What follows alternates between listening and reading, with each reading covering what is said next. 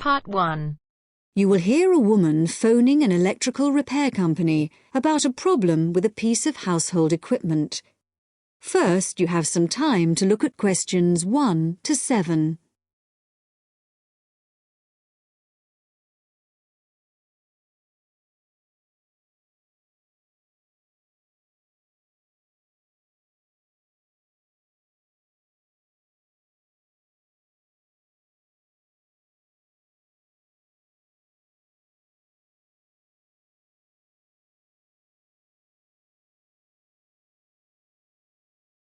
Now we shall begin.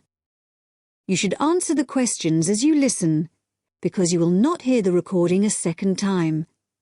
Listen carefully and answer questions 1 to 7. Hello, Sinclair Electrical Services, Kevin speaking. Oh, good morning. I believe you do television repairs. That's right, we do. Well, my television's not working, but I don't have a car. Can you come round to see it? That shouldn't be a problem. Good. Can I just take a few details then? Certainly. So, if I could start with your name? Yes, it's Mrs. Douglas. Douglas? It's double S at the end, actually. OK, and the address? 135 Park Hill Avenue. In Somerton? That's right. And would you like my phone number? Yes, please. It's 765-482. 428? No, 82. OK, right. So, what's the problem with the television? Low volume. Even when you turn it up to maximum, it doesn't seem to make much difference. I mean, it's quite an old TV, but it's always worked perfectly well up to now. And the picture's okay. I did wonder. We had a power cut a couple of days ago, and it's not been right since then. I don't know if that could have affected it. It certainly might have something to do with it. Anyway, I'll come over and have a look. Can you tell me the make and model number by any chance? The number will be on the back of the TV. Yes, it's Schneider. That's SCHNEIDER. And the model number's, let me see. Yes, it's SVV5002. Right. Is that a fairly recent model? Not really. I got it 7 years ago. I remember the date because it was the year after I moved into this house, and that was 8 years ago. I hope you can fix it. I really don't want to buy another one. Before you hear the rest of the talk, you have some time to look at questions 8 to 10.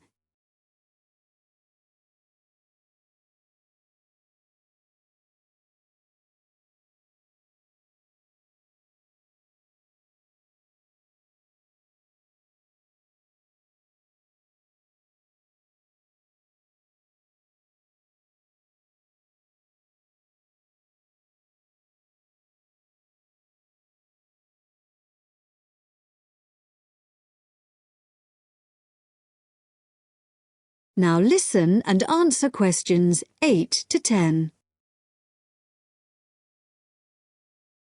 Well, I'll see what I can do when I come round to the house to look at it.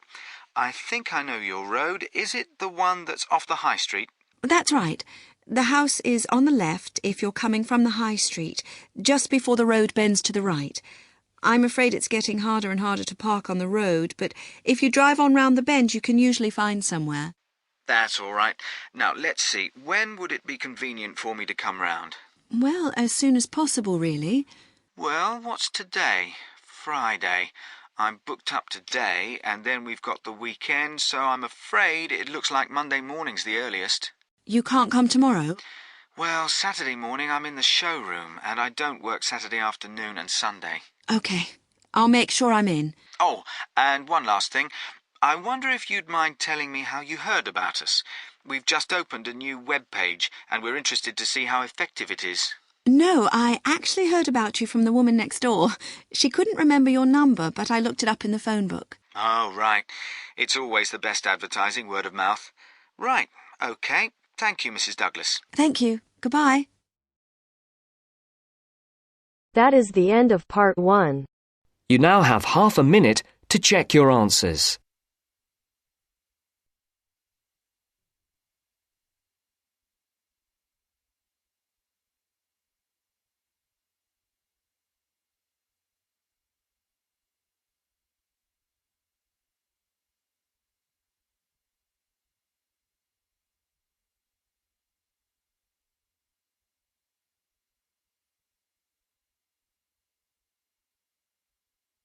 Now turns to part 2. Part 2. You will hear part of a tutorial between two students and their tutor. First, you have some time to look at questions 11 to 15.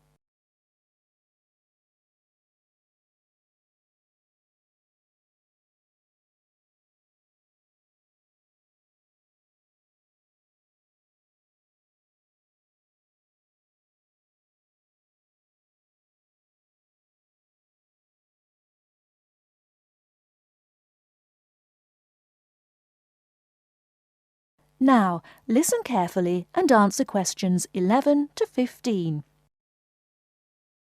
Dr. Barrett? Sammy, come in. Is Irene with you? Yes. Good. Sit down. Right, we're looking at how far you've got with your research project since we last met. You decided to do a survey about computer facilities at the university, didn't you? That's right. We decided to investigate the university's open access centres and, in particular, the computer facilities. Lots of the students are having trouble getting access to a computer when they need one, so we thought it would be a useful area to research. Good. Fine. It's not a topic anyone has looked at before, as far as I know, so it's a good choice. So, what background reading did you do? Well, we looked in the catalogues in the library, but we couldn't find much that was useful. It's such a specialised subject, hardly anything seems to have been published about it. And as well as that, the technology is all changing so quickly. But the Open Access Centre has an online questionnaire on computer use that it asks all the students to do at the end of their first year. And the supervisor gave us access to that data, so we used it as a starting point for our research. It wasn't exactly what we needed, but it gave us an idea of what we wanted to find out in our survey. Then we designed our own questionnaire. And how did you use it? We approached students individually and went through our questionnaire with them on a one-to-one basis. So you actually asked them the questions? That's right. We made notes of the answers as we went along, and actually we found we got a bit of extra information that way as well, about the underlying attitudes of the people we were interviewing, by observing the body language and things like that. How big was your sample? Well, altogether we interviewed a random sample of 65 students, 55% male and 45% female. And what about the locations and times of the survey? We went to the 5 open access computer centres at the university and we got about equal amounts of data at each one. It took us 3 weeks. We did it during the week, in the day and in the evenings. Not the weekends? No. So presumably your respondents were mostly full-time students? Yes. Oh, you mean we should have collected some data at the weekends from the part-time students? We didn't think of that. OK, it's just an example of how difficult it is to get a truly random sample. So, how far have you got with the analysis of results? Well, everyone agreed there was a problem, but we're more interested in what they think should be done about it. The most popular suggestion was for some sort of booking system. About 77% of the students thought that would be best, but there were other suggestions. For example, about 65% of people thought it would help if the opening hours were longer, like 24 hours a day.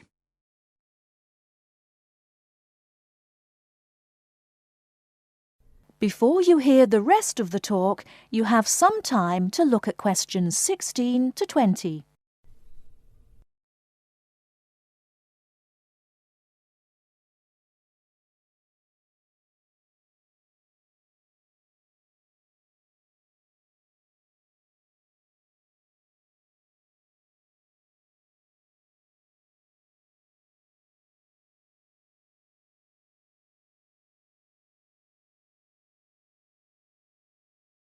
Now listen and answer questions 16 to 20. So, what other suggestions did people come up with?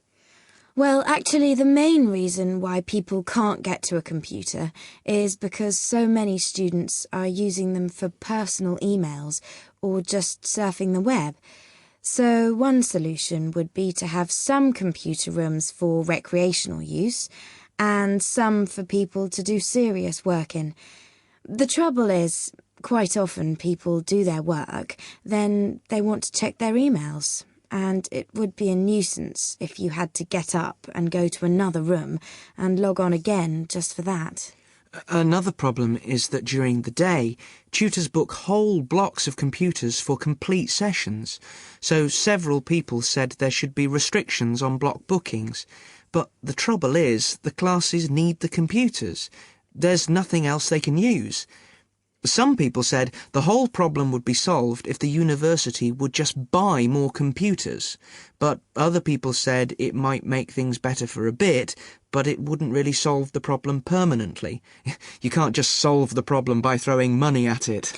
And with the suggestion that the computer room should stay open round the clock, some people did point out that there'd have to be someone around all the time to make sure the equipment didn't get stolen, especially at night. So a booking system seems to be the best suggestion.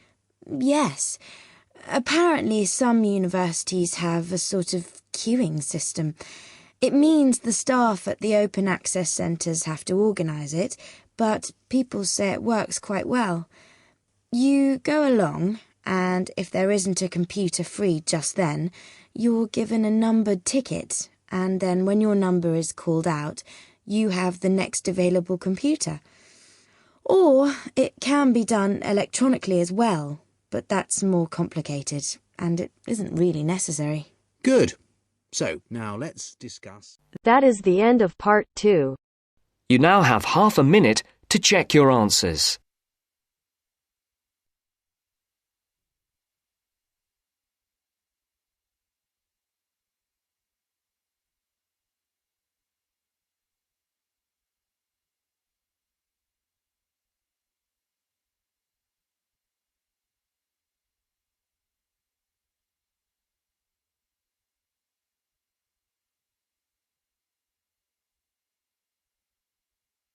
Now turns to part 3. Part 3. You will now hear a radio talk on agricultural regulations. First, you have some time to look at questions 21 to 25.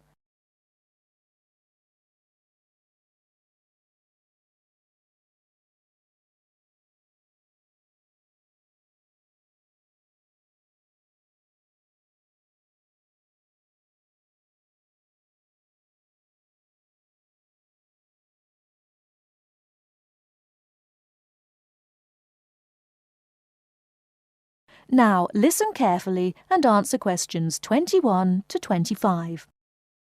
Could there be clearer proof of the arrogance and indifference of those who are supposed to keep our food safe than the muzzling of John Verrill? Agriculture is a business, true, and businesses have to make money. But this shows how ministers and officials put the profits of the agriculture business before the well-being of the British people. Mr. Verrill, a pharmaceutical chemist, was appointed to represent consumers on one of the many committees that advise the government on food safety. When he tried to do his job, though, and wanted to warn ministers of a danger to children's health, he was refused permission to do so. The danger comes from hormones given to cattle in the USA and some other countries to make them grow faster. They speed up the animal's development to maturity, thus making meat production more profitable. There have, however, long been fears that the hormones have horrendous effects on the people who eat them, causing diseases as serious as cancer. Once these hormones were used on British cattle too, but over 20 years ago they were banned in Europe for being too dangerous. Indeed, so concerned is the European Union that it banned imports of hormone-fed beef years ago, much to the fury of the US government, which wants to sell it all over the world. Several years ago, the USA and Canada asked the World Trade Organization to declare the ban illegal and to punish Europe for failing to lift it. The WTO, with its long record of refusing to let environmental or safety concerns interfere with trade, agreed, imposing fines of more than $120 million a year on the EU for its refusal to back down. The British government now backs the Americans, claiming that there is no proof that hormone-fed beef does any harm. This is where Mr. Verrill comes in. He is very angry with the government, especially as their claim comes out just after a Danish study shows that growth hormones are 200 times more dangerous than was previously thought. Worried by these findings, Mr. Verrill spoke to government representatives, who did nothing. Before you hear the rest of the talk, you have some time to look at questions 26 to 30.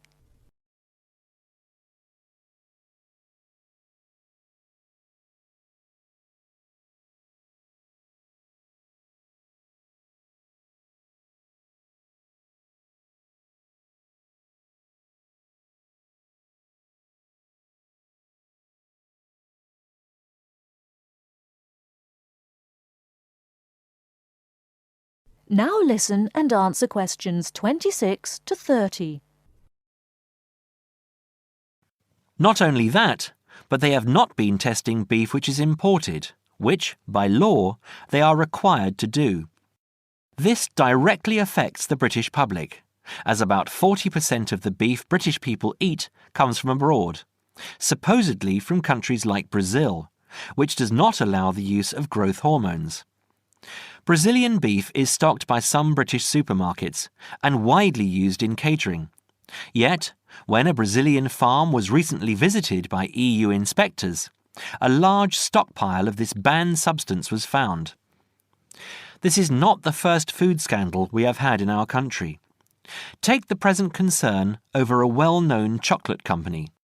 Several months ago, the company found out that its sweets were contaminated with a rare form of salmonella, but they did nothing about it, leaving their sweets in the shops to be bought by the unsuspecting public. It was not until 5 months later, when several children had suffered food poisoning, that the chocolate bars were removed from the shelves.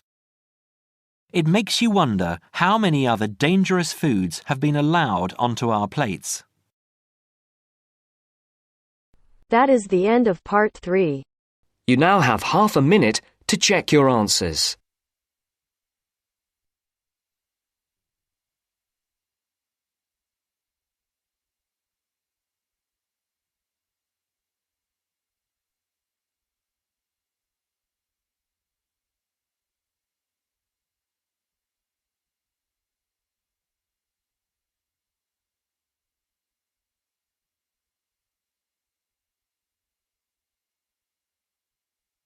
Now turns to part 4. Part 4. You will hear a talk on seasonal affective disorder. First, you have some time to look at questions 31 to 40.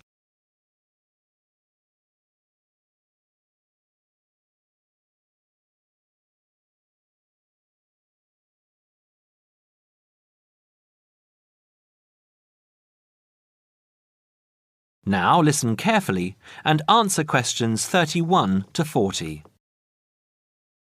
In the past few years, a new condition has been identified and given a name, SAD, short for Seasonal Affective Disorder. This is now recognized as a distinct kind of clinical depression, where people become depressed at the onset of winter, accompanied by a craving for sweet things, causing weight gain. Each spring and summer would then bring on almost maniacal highs and feelings of boundless energy and happiness. Experiments to combat this depression showed that increased exposure to bright light in humans could suppress their production of a darkness-related hormone called melatonin. The light needed to induce this change was about 2,000 lux, or about 4 times brighter than ordinary household lighting. It was then calculated that if bright light could suppress melatonin secretion, then it might have other effects on the brain, including the reversal of symptoms of depression. While melatonin's precise role in SAD has not been pinned down, the theory led to effective treatment. Not surprisingly, SAD affects more people where winter nights are longer and days shorter. In the UK, an estimated 500,000 adults develop full-blown SAD in winter, and twice this number suffer the milder condition called subsyndromal SAD. About 80% of sufferers improve when given light therapy, and improvement usually comes within 2 to 4 days. Scientists are still unsure why winter depression happens, but more than a decade of research has turned up some surprising findings. Nearly 80% of SAD victims are women. Researchers are uncertain why this is so. SAD can affect people at any age, but typically it begins around the age of 20 and becomes less common between 40 and 50. SAD is comparatively rare in children and adolescents, but so far researchers have been unable to come up with a logical reason for this. As many as half of SAD sufferers have at least one family member with depressive illness, suggesting that the depression has a genetic component. Some patients experience shifts in their body clocks when they're depressed in winter. They are morning people at one time of the year and become evening people at another. What is the underlying difference between SAD sufferers and others? A clue can be found in carbohydrate craving, a common symptom. People often become obsessed with chocolate, for example. Carbohydrates alter brain chemistry by increasing the level of a soothing chemical called serotonin, a neurotransmitter that carries signals between brain cells. SAD sufferers crave carbohydrates because they may need serotonin to lift their mood. This craving can be intense, in fact, an addiction. It may be that the serotonin system of the brain has problems regulating itself during the winter. Some SAD sufferers respond well to the drug Prozac, thought to influence the brain's serotonin-using system. Other brain chemicals and hormones probably play a role in winter depression. Another neurotransmitter, dopamine, for example, may be inadequate in certain cases. Researchers hope to uncover clues to SAD's secret by probing similarities between SAD and hibernation. Though no valid link between the two has been established, some SAD patients say they feel like hibernating animals. SAD sufferers tend to put on fat in autumn and early winter, roughly the time when such hibernators as bears and squirrels do. That is the end of part 4. You now have half a minute.